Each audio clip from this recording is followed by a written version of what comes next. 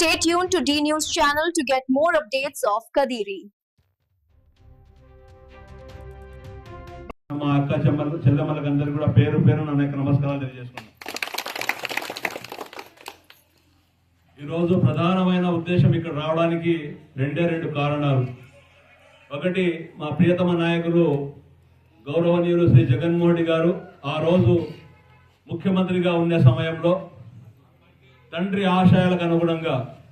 ఆనాడు రాజశేఖర రెడ్డి గారు ఏదైతే ఆరోగ్యశ్రీని పెట్టి పేద ప్రజలకు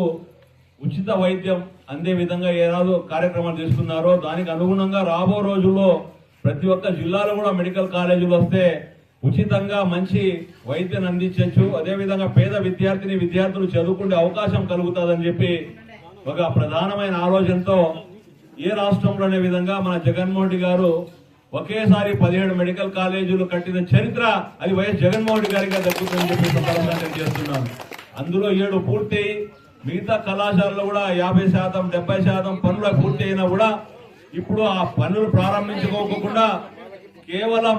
ఈ కూటమి ప్రభుత్వం అధికారంలోకి వచ్చిన తర్వాత ఏ విధంగా ప్రజాధనాన్ని ప్రజల నుండి డబ్బులు దండుకోవాలనే ఉద్దేశంతో తనకు కావాల్సిన వారిని అందరినీ కూడా ఈ యొక్క మెడికల్ కాలేజీలు పీపీపీ మోడ్ లో ప్రైవేట్ పరం చేసి డబ్బులు దండుకోవడానికి చేస్తున్న కార్యక్రమానికి మన పక్షాన నిలబడి జగన్మోహన్ రెడ్డి గారు పేద ప్రజలకు నేనేదైతే ఆశయంతో ఈ 17 మెడికల్ కాలేజీలు కట్టానో ఈ ఆశయ సాధన పూర్తి కావాలంటే అది పూర్తిగా ప్రభుత్వం ఆధీనంలోనే ఉండాలి, ప్రభుత్వ వైద్య కళాశాలగా ఉంటేనే ఉచిత వైద్యం అందుతుంది, విద్య అందుతుందని చెప్పి ఆశయంతో ఈనాడు ఈ యొక్క 1 కోటి సంతకాల సేకరణ కార్యక్రమాన్ని